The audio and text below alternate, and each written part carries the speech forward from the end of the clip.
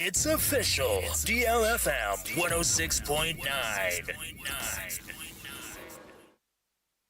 Yamamo Akwaba, afitum likande shayen. Our Facebook no so DLFM 106.9. Na yemfa kasebono enchirimo emfa ensomo. Yensha kasebona se emfa free Upper West Matenum ewe tifede Matenum. Nankra abato die kasebo pono so animre echirimu a. Enipa mienu akwa akoto black voter nim ma mekese subonte no etumi afa wono ma. Eno eye bra na omote eye subonto kanu so a.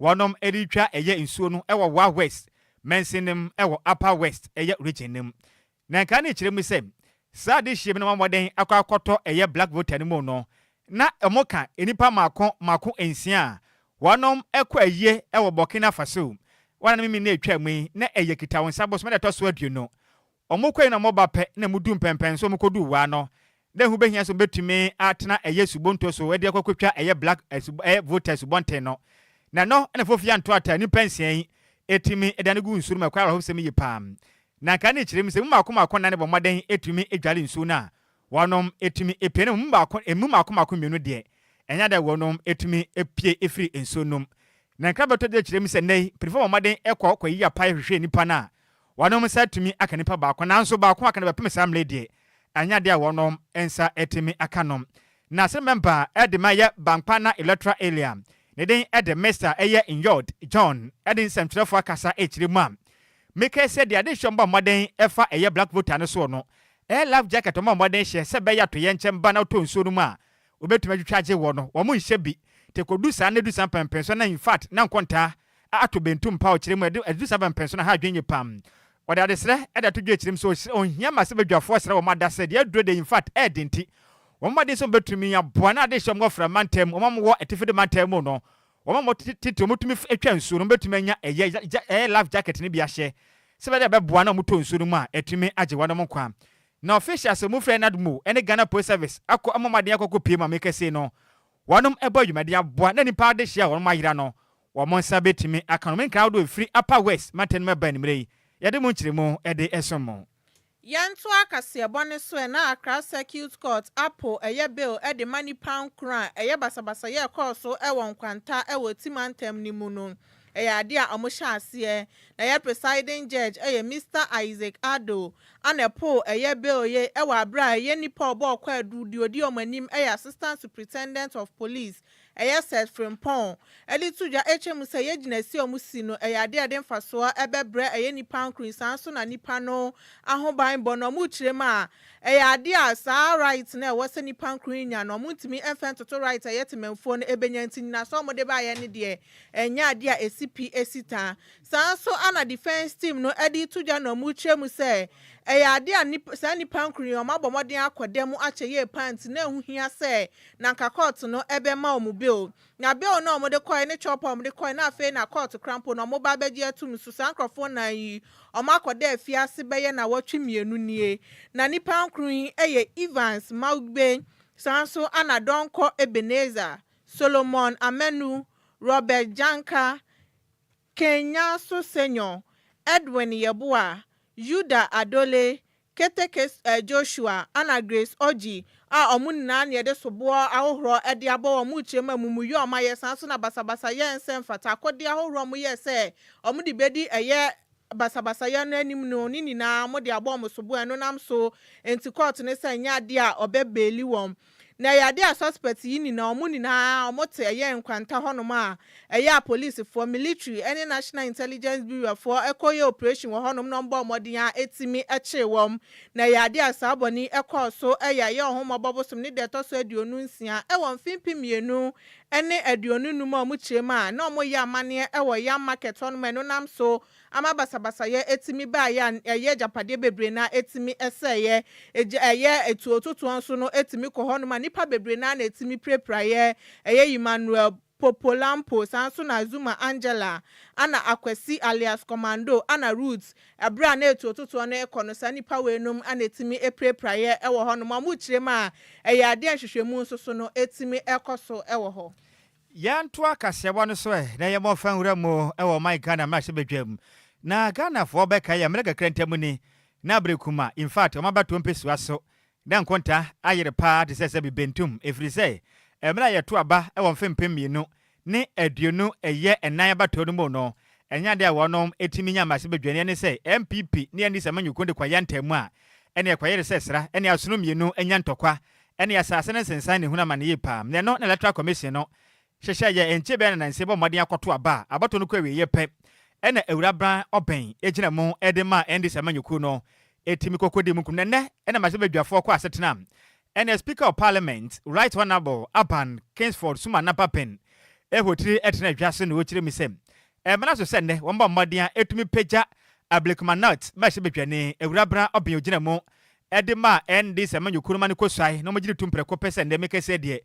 oyamase bedwane prekope na madwuma de ne kwaso no owone eye pnadai kita won sabo so to so aduonu mienu ene mana swelling in dwumadi akwa naja womba mmadi ama na sai no wakanta no agya tumi say in fact ba wa bedie mase bedwom mra obedi so aboa dwumaden asom na bato mpeso na mra dwumadi ne kwaso no ena mdam kuma no make say minority caucus no so na mugina won say hey speaker ya wasam kana speaker say da bi we de ye sai ntini me yen wi aso so da bi speaker so man yan kan num asem no be de say bi otwe agyanka ene aboa sise kwabrafo nhyiamu de ne de na ye mpene sa man yan kasa na be ka ye kasaboa de hye yem de ne ene eye entam kan hodo a mo be kan de ye num bi ahohore ye nsa ho ayese ohene Pilato ene adehye mbo moden ekofa Yesu Kristo so mukukunu no ene mo mpene na mo firi ho enti eye minority hwep eye Frank anodom premise be dwede ma adehye a wanom awadoa eye Adwoa Agyei nsa wo ma Adwoa Agyei ekasa akiri mu se dabi enye da mbe pene ne senti se de abato na ye no na o ma to aba na besabasa yakọ no be che na dwemo mpene de a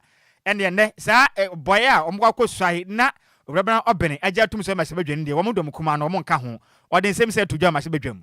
If that is the turn of event, then we in the minority, for the record, DLFM cannot be part of the swearing in. Yes, we cannot be part of the swearing in because we are working on it. And this one is specific to the swearing in. Other businesses will engage in it.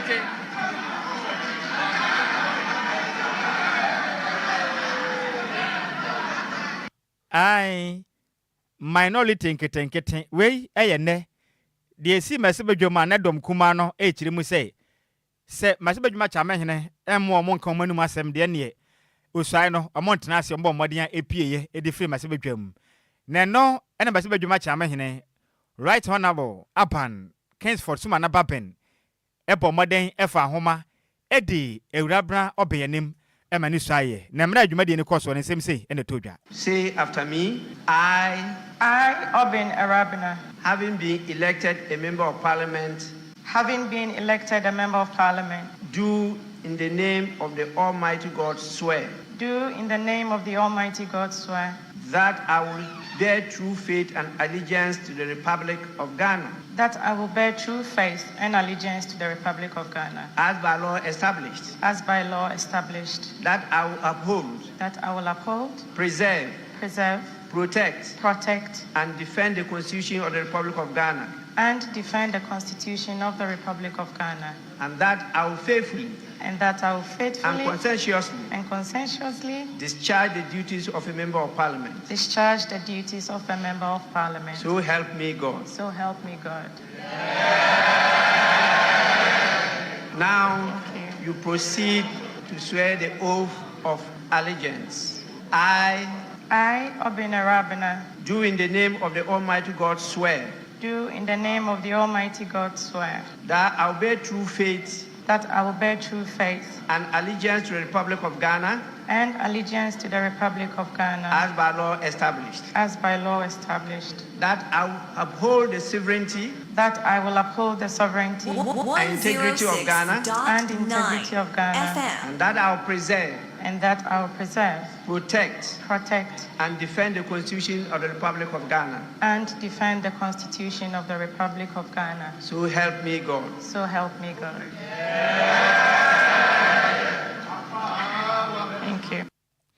Aha, we ayabra na ewurabra obiono ye masebedwan de ma de hia wonom ewo abrekuma not na osai e na wote se masebedwuma chama hene edinanim ana osai no na no ache no na masebedwuma chama hene right honorable Aban Kingsford Sumanama Baben esane kokobo edeto ewurabra obianim se osra na da sese de wade mu nkunu na momo no o ma yatim sese no emfia ma akoma no ejina madakro pe entibane nkwankwada omo no homoden sei obetumi de ho akwakire na abato mpesu asofo no nkoma dwumaden na onsomsompa evizemeke se dom kuma nya dom pie obetumi aboa na obanga chekere na akon kana mom so okọ na okoye ne ho la kadasa ka akoye kokwaso de amfia ne nachi no obenu ne ho so ba mase bedwam se ono ankasa obeye mase bedwani wo manyim.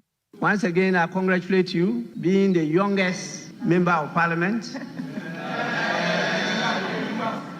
I urge you, please be punctual, be ever present in parliament, be calm, listen more, learn from your colleagues, but please read everything, not only the constitution and the standing orders. Read everything, because you are now the hope of the people in the constituency. They are looking up to you to do something to improve their lives. It is a trust, and this I pray you don't abuse. 4 years is just a day. You will go back to them and they will assess you this time based on your performance. So please don't be misled by any person. You fought the battle, others only supported you, but it was your picture and name on the ballot box. And so don't allow any person to change who you are. They voted for you, even though on the party ticket. But there are many members on that party in the constituency, but they voted for you. Please commit yourself to them and be the woman that you are. You are the makers of the world. We will always rely on you to keep us going. So once again, you are welcome and I congratulate you. You may now take your seat and you are now a fully fledged honorable member of parliament. Na ne kwa kura mo no ena masebedwam acha mehere oniminyamfo right honorable Aban Kingsford Sumanama Baben ena wasan edeto masebedwafo na nim se emra na ewurabra oben esua no sada mame ne ho ofe na nim fe party na nanim dedwa no dandan ho masebedwam sa no hu se masebedwafo mema ne bi asiase bi se bi se numbers ejeje mame number ana wo kire me se mo no makam ho biu o kire ma ewurabra oben no ne ho ofe nanzo asere mo ada wa free market efiri se mekese no wawade enti wa wonnim na ba adwen se okwagene na makọ ha na nadwede o so mu ade obeye okurum ha no obenu hu se obetena masebedwam. The house is now blessed with the final member, a female, now increasing the number to 41 female members in the house. If this is not a blessing, what else? And I saw some of you taking her telephone number.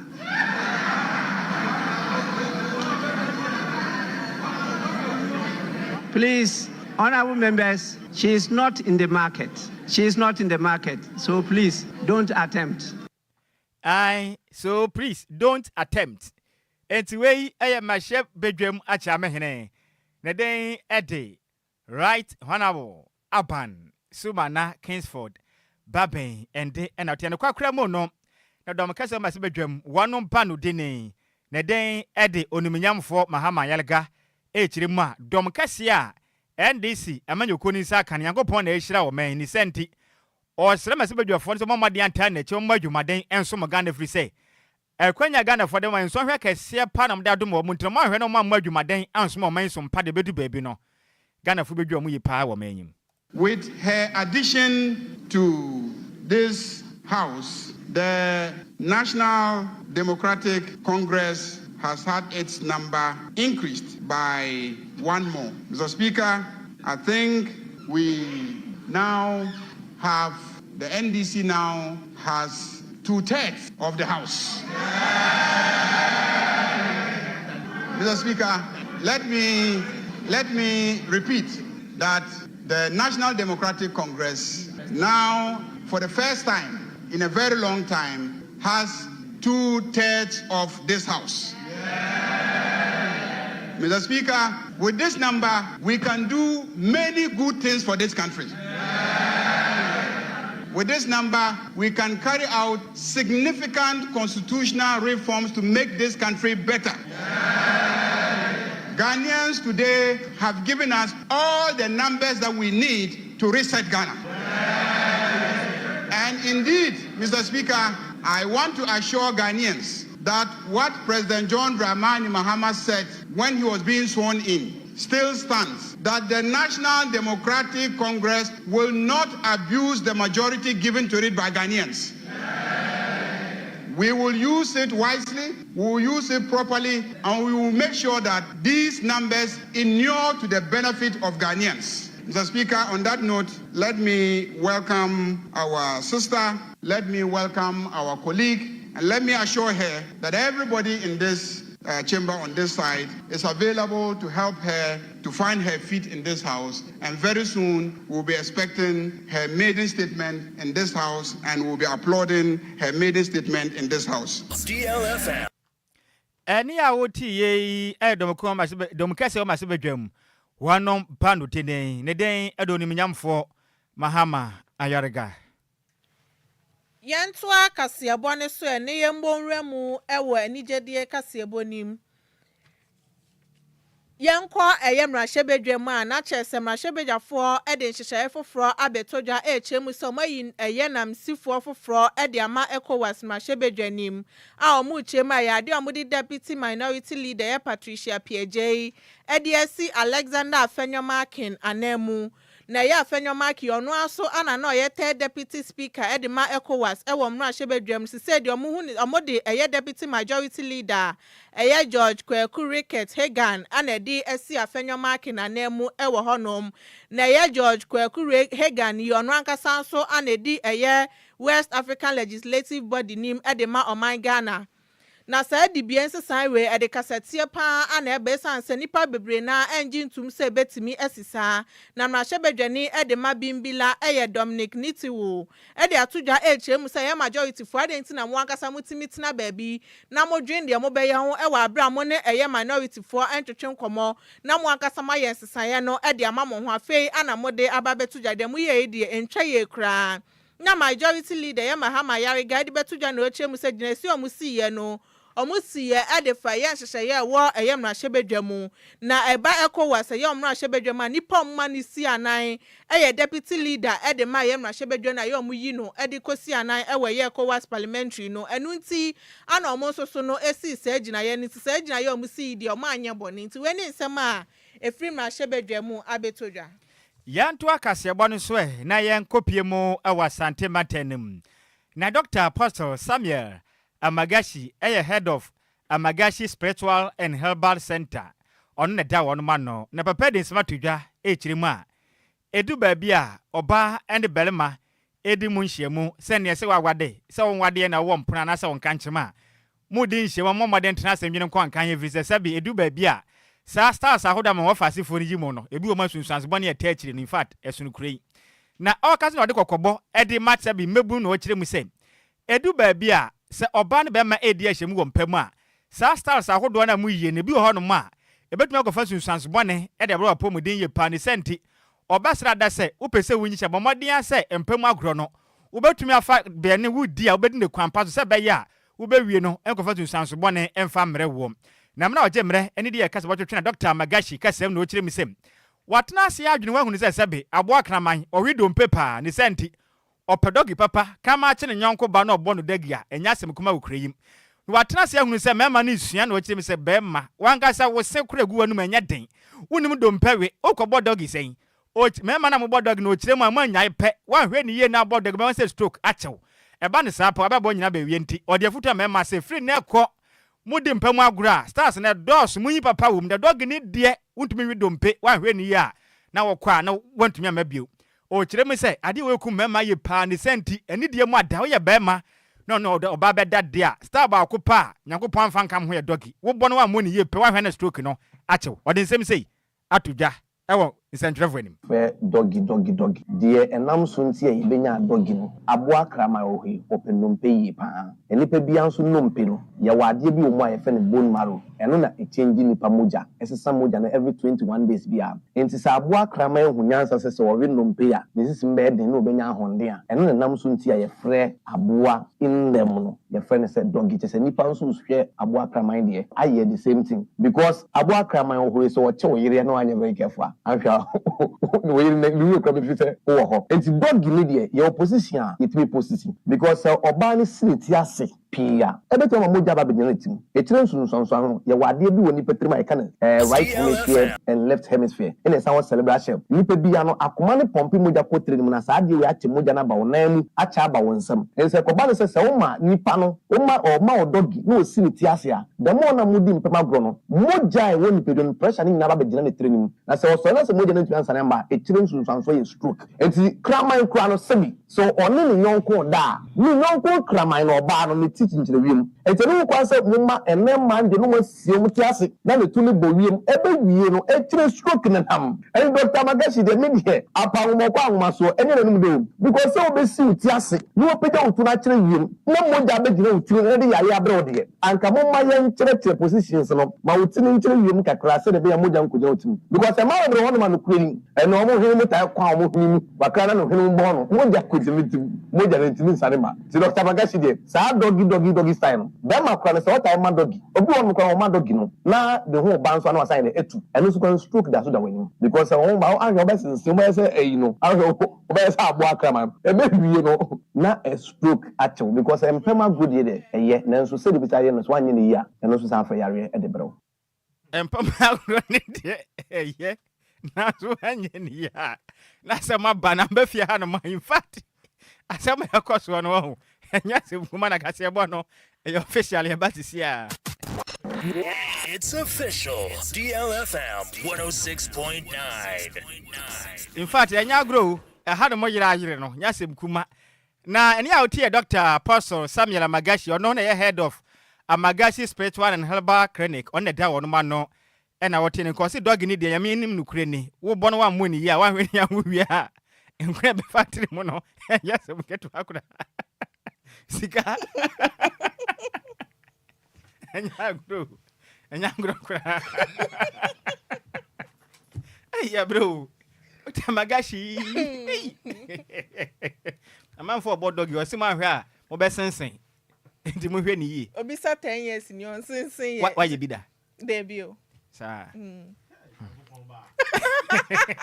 Sika yanko ni gidi akase bi mu yanko efre for no wate na ye di agora yanko fia.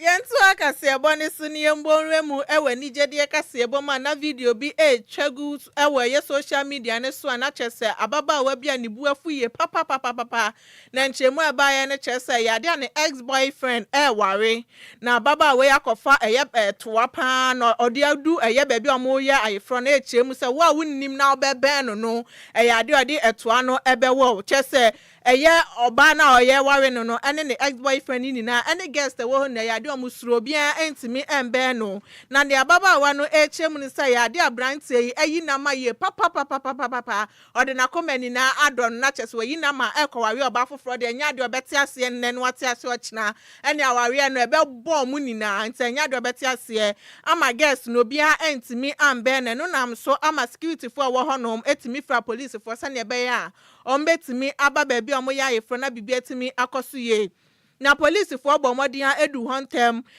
jojo ya baba we yakoma bomodian edi ni pie ye sane ebe ya ayefro no ebetumi akoso na emo omodi ababa wa ni free honom no guest ne de omo ho adwira mu ye papa ne yentie ne ekoso ewo ho. Can you imagine? Sing. And the video. You said the no to party again, no? Can you imagine?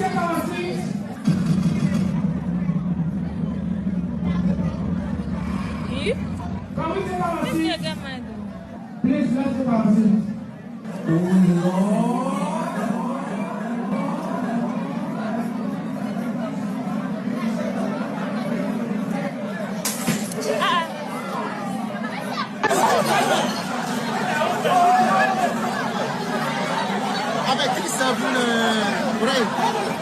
DLFM. Eni ya uti ye aye ne call so ewa ye from Manchester baba we bo mo de ade etu amienu bo mu epan na chese wa wo ye obasen no bra na begina nanim no de be wo ma ade nti na emranti amaba mo ye mbaba wane sa kwadwo sese o sha chese oni abrante ya bresa na nso akwa we obi fufure one na bra odo kwade odo wo so one ntra bi wonfa no ho okopa nto ase ade na ne ntina bi de okoye de me hu se wanya de Airport for betumi achena atum kura. Alentina was na kopa nto ase won ne wasama ene ne nkwada appropriate quarters emra kwa so na ode nafa wate ase so bibia akodi ne ho no mafa ne koma mpanimfo no momfa mra nkyekere no nje ma ba akopa nto asa na itia mra wate ase ntia munya abotre mema no ede wo mani sa monto mo bo ase mbaba mo fa amane ne minta machi so wate mase yankan ka adwenche ne bi ne yenkɔ Ghana fo nche na ne o mase o ma no eso mo wonsem kana na akua mo abo aten no se kasebo no de free Abrikuma Central no se kasebo ne mu odepa na bede nkoma Winifred eye Nafisa Mahama acting director Edema Information Service Department ISD wase yankopon cha na onye okese pa hofe sanso na eye ohene nana mensa GB ene wo kirem so man adwopa na news nda ye fantastic papa ne mu odesa no manam no kirem se ene Ghana ma no gina kono nti omo nyina tiri nkwansa nim le betumi edi nkomo na mbom nkunum de yanka minya yanka mepe na mbom nim se ye last stop ni because molokofo nde eden a ombe yefrim sada me hu no mpese edi nkunim but objectivity before patriotism no comfort man ti say wafa in fact kase ebo ne mu odesa no man na me no where life edi free eye ashaman gbetre US na kase ne mu odepa na o kire mi say eye happy so day to Richard menu BBF and afi so Janet Ofoliwa and afi Buama solo ni di ne yede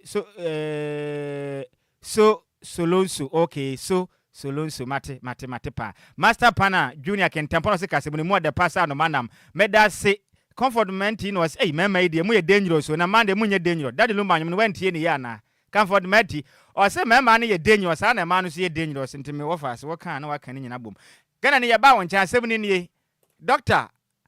Apostle Samuel Amagashi head of Amagashi Spiritual and Herbal Clinic o kirema empemu agro na ye be ma de se uta ene ma di mpemu agro boa be ma wunya hoden gina wona so nyini che na mom sa style ba ko ne de dog ni de osrem sa se mo ya mo benya stroke nti munya ikra Ghana ni wote sa doctor de futuo se ya tudwa mo be so ma na mo be koso aye mo nkwa nti mu so mu sen ma adwopam 0534050199 0593406565 mu chirim se dog ni de be yanka munya ibo ma adwo yaja openi wudi ne ba bia kasa free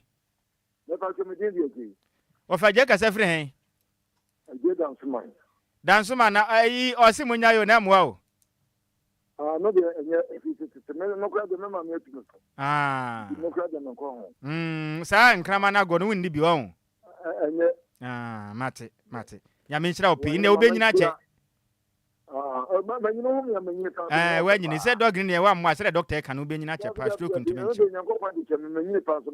ya me nchira opi papa amen mamachia madina dabilimba dabi akro bi amachia mate wahene enani dam yafo power my Ghana my Ghana ni dati obi no beti makasa Ghana wodat sa obi asolidi di ahemfo atam edidi asofo atam na asamakoko na judge senti na kasa bi ni pani e fam ko am na nyefashia ama Ghana nantia na mebawa na Ghana timako seri awodem enkomo na wakane mu ode nanso na msanya na de tu dwanti facha e betena se de ho nkomo na emrepam no ubenya kwanya na wakire wadwe ya menhira opi senior meso me da se madwo me dofo Apakan hello yes senior me ni Apakan me de Nhyiraba wudi me bia kasa free chebewu yes wudi Eric nkase afia Mr. Eric afia nya me yenti anumre yo bedase doctor wakasa ra dog zedo wose dog zedo wani je ho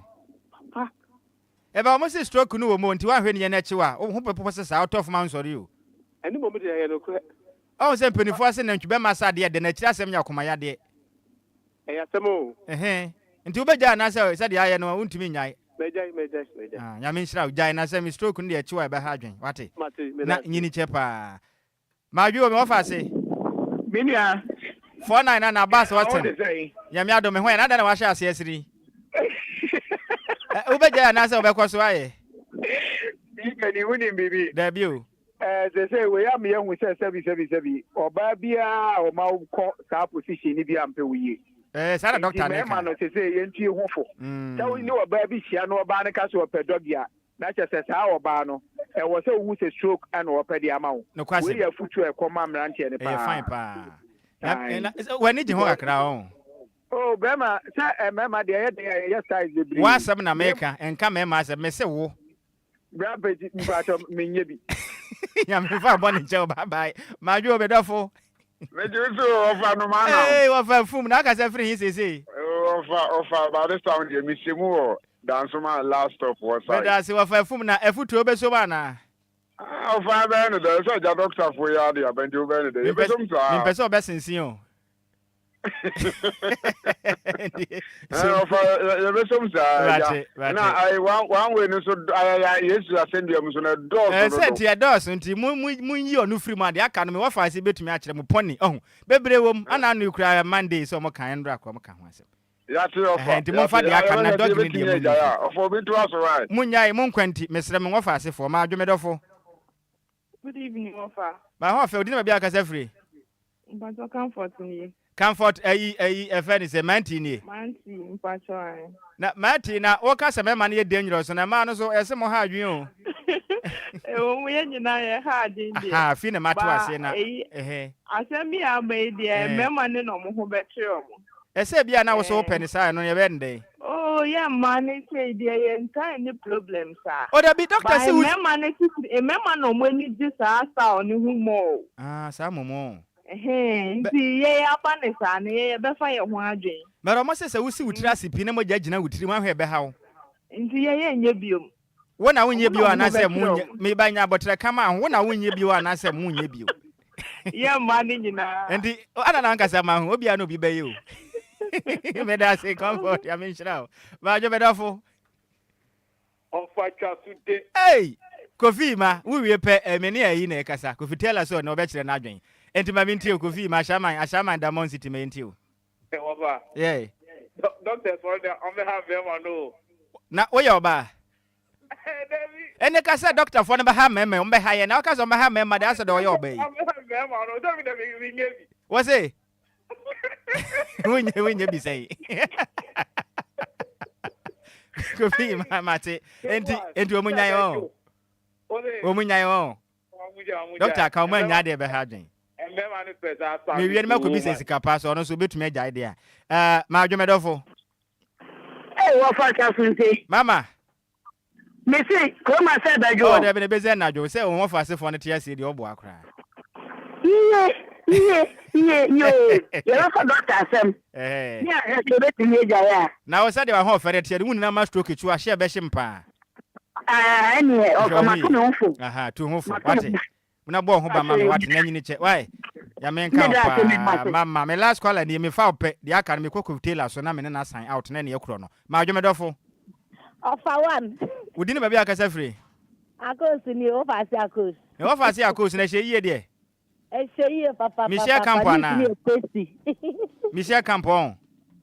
Papa. Mante won't come you, so mammy tiwe. Offer. The doctor can be a beboy. It is a ya, and they are trash, you be. That's a no your own. Oh, send the woman. I am a woman and a meme or I phone. What I say? Basa na mwase sem kakra. Mo fa seafood de mo ya de o ya me nhira mo. Magashi abeka de na de seafood stop. Ano no wase munyim na mo no de munyim firim. Wase krama mpe no betumi aye bi. Ya me nhira mo pi me wo fa se. Yo me wo fa se ba ko frɛ time no kontie ntumi fa. Kofi wo se dai. Ye bonita na ye nkɔ wo se dai. Doctor enim ni okeka. Sesei. Doctor enim ni okeka no mo frɛ no mo nkasa mo ho. Aha. I be jina yitrima. Seba ka kire for na so won ka na ase mane nka ma obi o won ka ma no mane nka ma nka ma obi so we say sakwa de tema want to me amfre onim boni a wodi doctor say be jina yitrima on kan kire great rafe no so boni o mudi want to me amfre bi doctor say be jina yitrima moja be jina mutrim emfa yitrima na mo be sensen be say wahu ayi da emu akuada yensen emu akuya na nkro do ka no ho a wasana boa papo yensensene moja mfa yetrim Apakan transmit bisa no ye di o meti a make sure o mo aso na tena kroma ka kire say a week bema when your ban na kura na nye 40. Oh, and none de wakasa money or mona kama na mumuno. Dog need the munim film. Me ye den ko jina obodo gi na moja jina mitrim. Mate, Yamenka ho. Yamenka ho kofi sika ya time na so zigi bi ubaboa because Apakan ya fan the time nti wodi be shima no mesere wa dem pam me wo fa se man time no nyana dwuma mesere wa da zigi. Sika dog no wa ye bi. No ye wo kwan bebre fa so bodo. Oba ni betimi agina ho no wapu ni kakra bi. Enya afe no de ni konko wo ho. Sa. Na moja be gina ni 3. Na eno no Doggy bi aye doggy. Enti ebi wo ho no no moja nyina temu. Eno de obegina ni wapu. Na no hwan na kire wo. Urade yankopon. Kase ebo ne yade asi emusemufo ne ya maze mebele antwene se mu de e ma yai. Kopite de ekopie mu Facebook no eso. Ndi yeziki bi echechim afide from my edison yai. Akanka fo ne yetu. O fa Nhyiraba Kwadwo Sammy bi ne mene. Adwoa Agyei Sikapa. Ye kwa ene bra queens fo gina kono. Momo mpa entom mo tina me de me say akura last stop. Mo ye den bebe fie ne because team na ne kwehia no emfa. Na nso momo mpa entom mo achi. Na owe kura de nkwantum enye. E de bebe fie ne. Apakan je na oba be tozo na kopama so nsem. E de atozo. Mo nyina moniti a ade hye. Power Sports on DLFM 106.9. Sara Yankupo Sports on DLFM. Yena Yankupo atro say be ho no ene be he ho. Nti yeda Yankupo asi. And some mistakes na ba in our players side na. Mo mutumi equalize ye no. Inshallah bro ni say mintu mo ase. Obehwe na wasiye no mabi. Maybe what the direction of Kife's economy here? Direction man, yena ediko. Ediko win na kofa obi aba na high diamond na mitianika. Some of you are journalists, some of you don't I think you are doing like you don't go to school. Direction man. I'm taking Confessor to a good direction. We thank God. We didn't lose in our home today. 4 matches, 1 point. Alhamdulillah. You are taking yourself for bad direction, action bad caution. DL Power Sports on DLFM 106.9. DL Power Sports. It went there. It jump that down. DL Power Sports. It went there. It jump that down.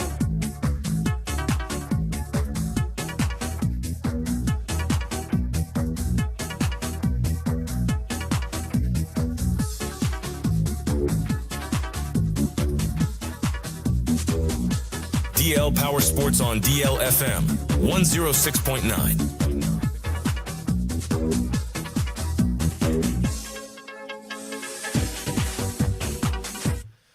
Bladagbe wotro melagbedra no vinyo pogbeto fio gamado megba no in sports yemi twogbono yimenko enyu DL Power Sports updates mede kuku no la yo madana gbrona made na mesia makropomoto fio radio no chodare DL 106.9 sports air dimila ye menno yemi twogbono ta radio ngba delegia nanenogia anyami ganyobi tuobole bono ko ye Facebook e YouTube akene Minga boy fiano yo beshe watashe ko wake sports ni ba gbaji DL Power Sports update menkpa bo fai ni ochemoko ni moko akemoko ni mofiamo ke radio for DL 106.9. Good evening to our cherished listeners and viewers watching us live across all our social media platforms. Tuesday evening, we are back on your radio. We are bringing you DL Power Sports update. So please don't hesitate to call a friend to tell a friend that DL Power Sports update Tuesday evening edition is airborne live now. Ebusia mamenyina we so na obu ambrasier eni ni die kwanso ba bibia obi ananwere memo adwo ema akwaba kesipa embe pie won krampumpuri mantem ene Ghana ajatum kasafidie kese ba kopeso DL ohani nsia echiripo enkron ene branda anwumere emre we du safety anopa besi awie ni anwumere aguyem nsema wo do atwa agufam ema agudie momrante yakope ye de akoma asemu for fo wagibre watenase wawu so asone so krogen intebe nyina watwe ede ato baabi ni aka ede osie modu otiefo editie sa wote ohwefo edi hwe sa ohwe na yen okafo nso no edi kase ye kan ya tenase a ye de babesoma ya gudie mu nsem a ebu mfumpadi adanadane ene ade ncheche wo Ghana bibrem ene broni kroso ya to the DL Power Sports Update abusia ya tasen nsem no ya boa no ya bone bede baby bia obi atami kutwu ye de nsem no eba besomo ewo dwumadie so yamfa sira kese emfama Lumba ensupa ebusia Lumba ensupa yensu abadwama nso a emuti emuode kama na yawone bottle ni yawone sachet ye nsuo ni wie no ene ye koma Food and Drugs Authority ene omode afam fidie ma ye nhwehwemu omo wie no ene omogitu mu hu se Lumba nsupa no oba Ghana na opensuo de na gina na so a ese obia nom na honom na ekọ onipadua ma ede ahoden na ebebro M4 ha omre de a eno ani Lumba nsupa enti nsuo a ene no obia nom o Ghana no eno ani Lumba nsupa o sign Lumba nsupa ho na okonom ya nom de ni bia eja wadwo ena sabeka inti num Lumba ensupa efiefie mu monji bingu fridges mu na mombobo bottle water and colanical square momfan show mo bag mu no momfan ko dwumadie bia wudi bia no fa Lumba nsupa ne so wo ewo dwumadie na se no mo no ebe omde na omani age eno achi nso mo amutunto nsuo no nsuo dwana wudi no ye beto na ebetumpon de no ani Lumba nsupa nsuo aye no mo Ghana ade numero 1 champion king of kings no eno ani Lumba nsupa enti obia no num Lumba nsupa na bibia enye kama Lumba nsupa ende ya to apetenkran ba bia wo bia no obenya bi na wato pebia to a DLFM ya kache won kran Agbogba Junction ya ne Wisconsin International University ena edi enu hwe boran ya kache oba reception wono wo so hwe receptionist umuna kache nso ope Lumba nsupa to both bottle ne sachet obe guide o na wenya biato ope bia di udwuma numbers ni frɛ na place you order ye be deliver ma na wo de di udwuma opese udidi 0555 0 no wabo 5 miensa de atoa so no wabo 27 47 57 0555 274757 ana 0577 475343 0577 4753 43 Lumba nsupa darma wasoa yen audience agongon Brandon Numere DL Power Sports Update ye de baba suma seda kese nkoma kwa miefum baby bi obi ota echire na Numere ye de ensam no edeba champion Kofitela Facebook and YouTube odiyen Adwoa fa DLFM 106.9 obenya dwumadi ni be na wahwe na bibia nso aye kama ebusuami ameti akonya kesie mu ede nsam no baba som no edi ameje so no ayensu ano de hye Apakan GH the blazer kin yenti we ba yebesi family ya tujade nsam no de asomo Apakan GH wo de nyansa de wodiawo wo interview wo kasai wa hobrase wo radio mu kire se wo yo pabe ne wo radio mampa enti Abusia yanka jangumani yansha nsam na se emfamare yansha se emfamfi Ghana yendiem yewia na yede nkrofo nkroso de no atumi ede atoa so de amadia me monitor ewo Ghana mranti a esi akan wa manone emfamare a o kai kwasi apia time ne first time emro be coach edema Ghana no na Ghana will play be ye friend kwasi apia yes na ye invite na de ba Afcon emo beji ni din pa 2015 Afcon no ni Samuel Jan ewa animo obehye wo sesia ogini din 2015 Afcon brutal eno kwasi apia na kwasi apia ne okopie mo ewo English abrochi mema lower divisions no eho eno sinakan na obone ball edema Bohamwood Football Club awmo 5th division ewo England inde we movie akopie mo ewo 6th division ewo English league no bobo ku FN Ipswich football club Effort Football Club eno kwakobo 1 season de amama ye de ensem no de amama enti kwasi apia wote ne nkacha in the 6th division England Ipswich Football Club eno kwakosi akan de amama ye de sansem no etumi de asomo na Belgium ni abrantie ye friend Jeremy Doku na abrantie oye Belgium ni esanse wona ye wo no na ne papa ne maame efi Ghana ntino ninchi fi Ghana ena ninchi fi Belgium na momo no obo edema Belgium national team no Manchester City omo ringa eno no na nansia obepie mo Ghana ebedi ni holidays no na endra eno kopie mu ewo Ministry of Foreign Affairs na okosra honorable Okujeto Ablakwa na okwae no na omototo nyama ende no ne Ghanaian passport ne nse tumi aka ntinde Jeremy Doku Man City Ringa no okita Ghanaian passport a yede ewonsam ede aso na Black Queens of Ghana striker abaywa we eba no enkeche ne ntrekesia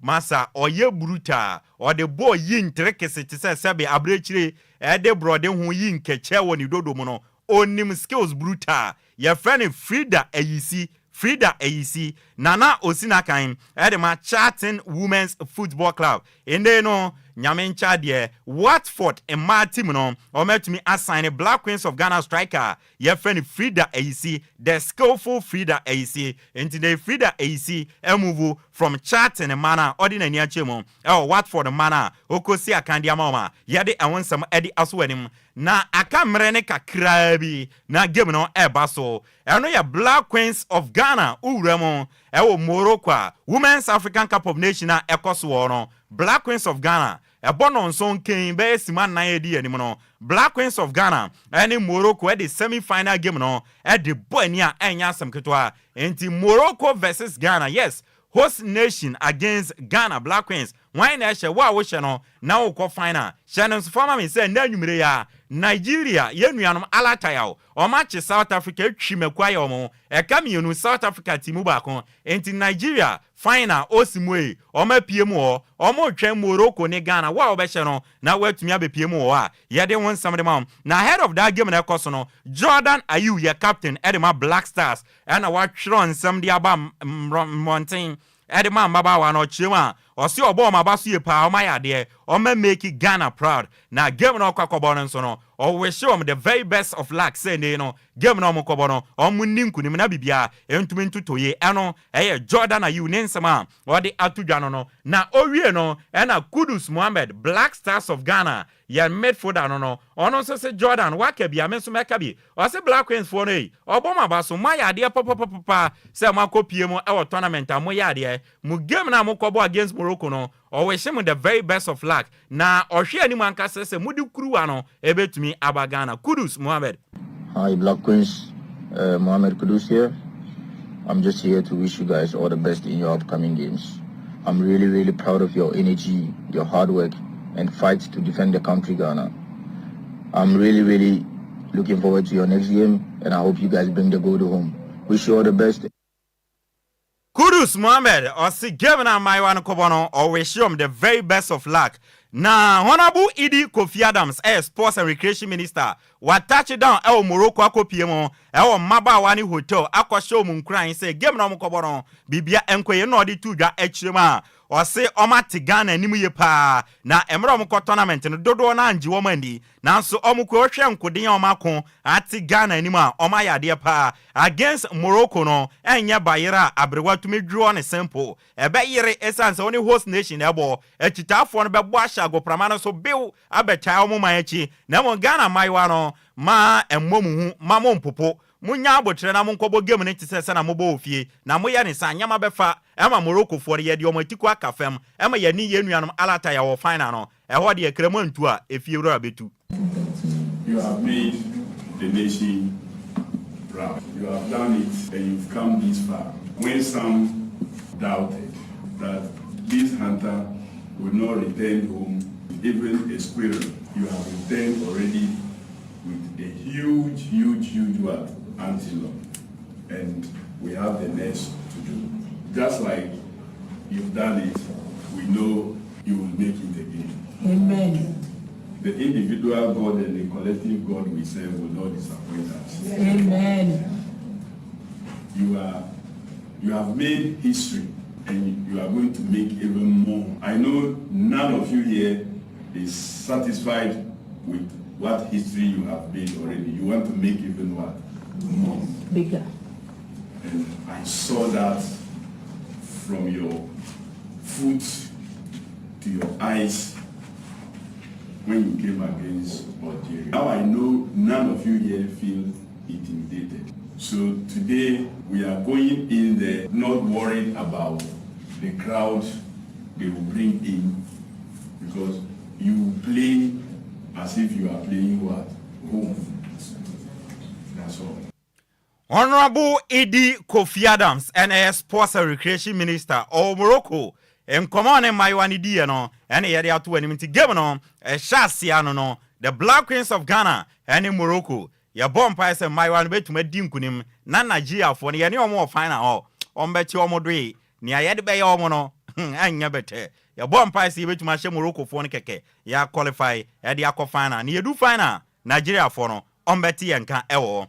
Mr. Kwadwo Agyei Mensam, a former management member, Edema Kumasi Asante Kotoko Boboko no, na ose se unyi obiaya, men se ni din, obiaya den ase omwana abaswa, men se ni din. Ose Kate Okrekwe womu se obaye as GFA president no, waye nyama bebiri adodo na abo enyoso, ena se ne football na ekono dodo na abo enyoso, nemo eba ne ma football party a, yamwa Kate abaso, obaye wayade Osha investment omaye ene nyama omaya Kate ebaye no Osha Ghana football no e mane de no e peja nyama koye enti Mr. Kwadwo Agyei Mensam osi eba no e ma football dia o Kate wa bo adwuma papa yamwa na abaso. I think it's high time this administration, I must admit, they've done very well for women's football. I think I sat here and said the same thing, that Ghana football, women football has really improved under this Kate administration. Mr. Kwadwo Agyei Mensam osi Kate wayade yamwa na abaso eba ne ma football dia nyama koye brucha ewo onom Kumasi Asante Kotoko Fabulous omakache ena yedi ye ni kire nyame adoma memereda Toyota Cup ebekoso ewo South Africa eye Kaizer Chief ene Kumasi Asante Kotoko ena edibo ani na enanwumre ya Miura studio no na Kumasi Asante Kotoko eye check-in ewo Kotoka International Airport omba be jet off from Ghana to South Africa. Omo the South African airline and fly from Ghana to South Africa. Normal kwakobo eye Toyota Cup na yede wonsam de amount enti yesre twedi ampo nyankopon se onkura Kumasi Asante Kotoko no momfa omonkodu South Africa jojo se na be ya eye memeneda Toyota Cup na beba so na squad akotoko di tukwan akọ South Africa for Toyota Cup na say enetie Samba O'Neil Capito Wakambi Lord Amwa Henry Ansu Obenya Abrante Fen Mohamed Kamara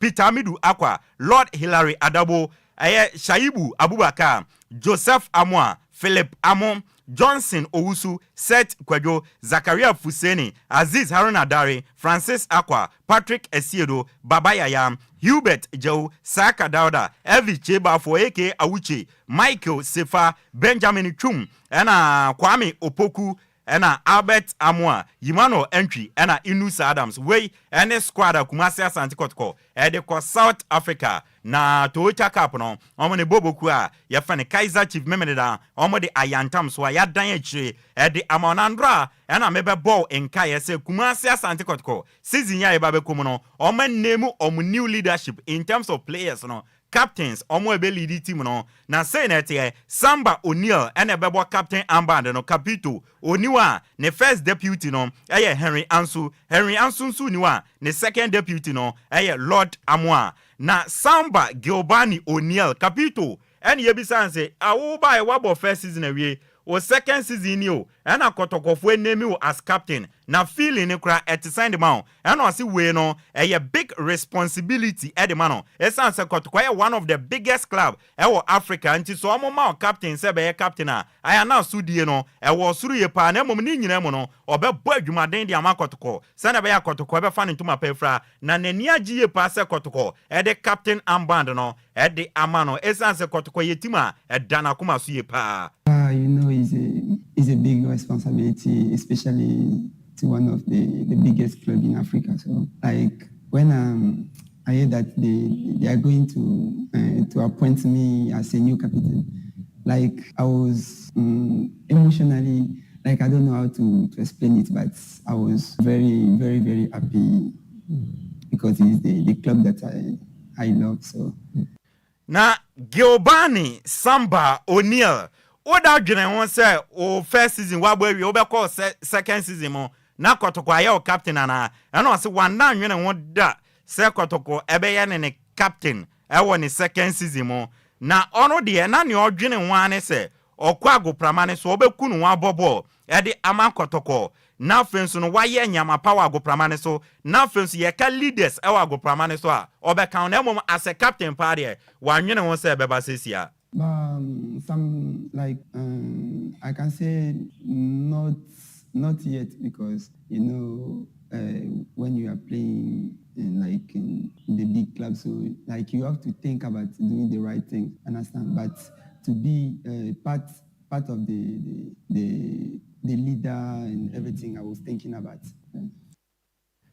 Giovanni Samba O'Neal Kotoko new captain ana watenenka Accra Heart of Folk Akacheno Daniel Amate Black Stars of Ghana defender on retire into still or a Black Stars defender well rem our Heart of Folk omo akache wo pobi man okosla team no kwenso no wamfa ne nsapa yanko odi nsu packs na drinks nso odi packs awodo e de come house for say monye na momobo nsu oni ngumubo na drink nso no monjeche mu emfa ngumubo se na be ya mobetumi abobo e de ama house for kanu na nkrofo ka se Daniel Amate kura se oye free agent house for no mon sign na any one season bi kura so obo mama enyama befa enti as to tell house ene Daniel Amate be di nkomo no ma sign ne de emre ne nkrabia na be kire former Boasi Ashanti Gold Tamale City Accra Lions and Vision FC center back Ali Muhammad na watching obekwa koye ne medicals e de Amahat Ofoko pasia 2 years contract until June 2027 and 2027 no obe sign 2 years contract e de Amahat Ofoko eno center back Ali Muhammad ye de awonsam e de amao na Aduana Football Club wodoma no omo ye signings brutal na oma confirming officially no midfielder Godfred Boache from Vision FC omo de Godfred Boache aba 3 years and omo de amano Godfred Boache yes Aduana say 3 years omo de naba from Vision FC eno echi no and goalkeeper your friend Gregory Obinsetre from Brekum Chelsea 3 years bobo ku your friend Aduana assign no and Mezak Efrie striker from Brekum Chelsea also 3 years and a bobo kwa your friend no Aduana Football Club edeno aba bibia enso ekoye ede amount anu ye Aduana 3 new signings mabon komo edi acho Great Olympics agosue oligbogbo olimachine Accra Great Olympics omonso unveil former Okwo United head coach ayefeni Sule Adamu yes Great Olympics for na apa on want to ma as a new coach 2 years contract and omode ama Sule Adamu but ane de ba kope next season on form qualify and famra Ghana Premier League new management aba Eric Alagidede NAD anim as a general manager ya boss ankomo no e de achiro na Vision FC a confirming say omone Beni center back omone na tunkwanta pai ya friend Modesty eye Modesty Kunoji omane no apati wesa Modesty Kunoji ekope bebe foforo esina kan ya yede wonsam ede asomo yamfa fie ni nsini enwuramu amanone emfa ne yekoso ensomo dia yenhyase emfa fi boboku a ye friend Arsenal kache ewo English approach memo na ejebo eje enyaba bedu ema abrewa eyipuma kwemo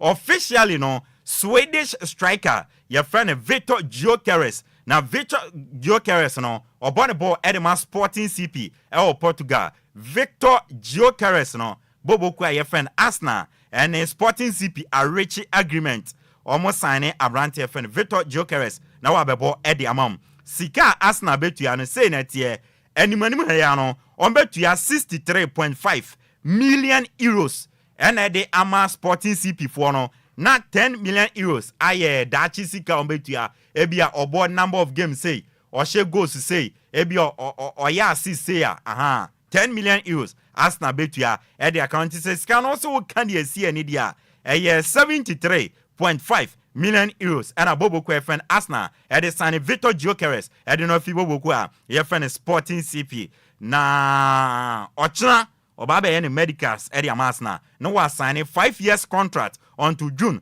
2030 at the Amabobo Kwa ye finance 90 finally Victor Gyökeres wabedu Arsenal obe pai at the atutuntinam at the Amabobo Kwa ye friend Arsenal na so far some way Arsenal signings on my no say that goalkeeper Kepa Arrizabalaga omo fan from Chelsea £5 million Martin Zubimendi from Real Sociedad, midfielder, £56 million. Christian Norgard from Brentford, midfielder, £10 million. Noni Madueke, winger from Chelsea, £52 million. Victor Gyökeres from Air Sporting CP, £54.8 million. And Christian Mosquera from Valencia, defender, £17 million. Now, so fast now, you have 5 signings. Okay, Keskaniboma, £194.8 million.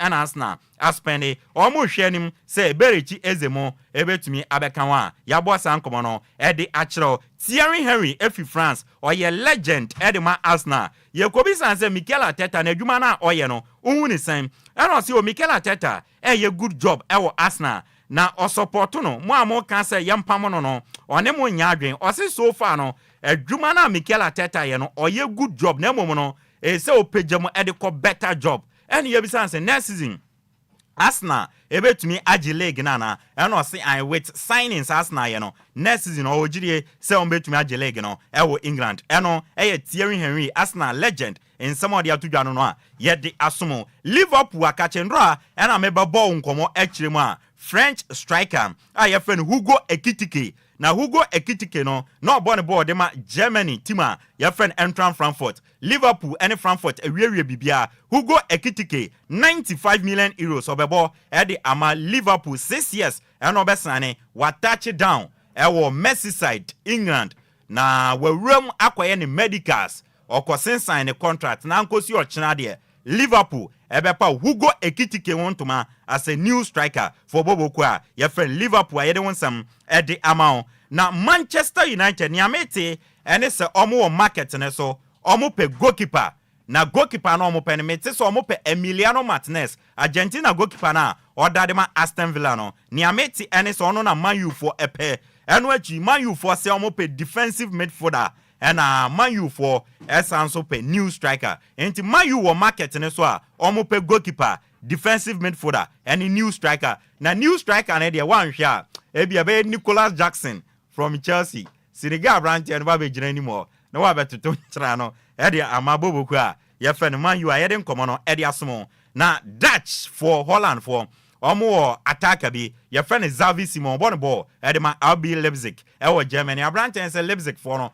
Omo mobra papa bia omo nje trophy omo so at the highest level omo compete or a young boy open grew ani adiaje any personal achievement enti so move ko bigger club na osi opeso by England Arsenal and Chelsea and they show interest now so abrante any transfer ade nani so ade hunu etoto Arsenal and Chelsea was Arsenal model money Leipzig somewhere pe trophy dia monje bra papa bia mombo enti sa ade ameko Chelsea na makwaji nkruwa o enti ni amete eni se Xavi Simon aka yes edi a Chelsea say Chelsea nitima opeso bonti I likely say Chelsea ebeko for Xavi Simon sa ye de sansem no edi atu anim Real Madrid unim so captain Luka Modric oko Real Madrid enemy new captains say na tie abrante ye friend Dani Cavaya ebe captain ankasa di ama Madrid Dani Cavaya ebe captain Federico Valverde be ne first deputy and Cavaya niwa na Federico Valverde abo Federico Valverde niwa second deputy no ebe Vinicius Junior and Vinicius Junior niwa third deputy captain for Madrid no ebe ya Abrantia ye fe no Thibaut Marc Courtois goalkeeper no into Real Madrid new captains no and am abo won komodi acho officially Marcus Rashford are completing a loan move from Manchester United to Barcelona na a one season loan and okobo Nisika 14 million euros. Ni nyina Barcelona na ebetua na afenso no se oya de na Barcelona person mo sign permanently Barcelona ebetua 30 million euros no mo dia sign no.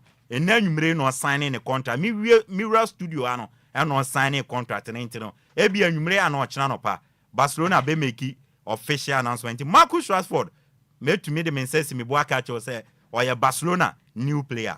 Ni amidi tu mesrebo no FIFA unim say yabo FIFA Club World Cup na wie next 4 years ni ebebo biem 2029 omo pani obe host omo didi nkomo ni ametene say Qatar for energy atum say next FIFA Club World Cup no ombe host nti likely say 2029 FIFA Club World Cup na yebebo no Qatar for no ena ebe host a yede enwonsem ede asom yam fancy me chairman Zigibi aba na onfa woso no emeto aso emfa aseda kese nkoma Kwame Afum otai chire ema yede ensam no ede besmu champion kofitela etna mfidie nachi ede yenko abefo ntintan kese ne so Facebook and YouTube tela yada sie pa na yakwe de wofa Sammy Tuga wo Madina Masalachi Opportunity Bank anymore we bie ma wutie nti wofa Sammy Tuga mami nchiao na me na wasese de bia wutie nanu achi so sister abna nso wo no ma sister abna ma ye nchia ne na wasese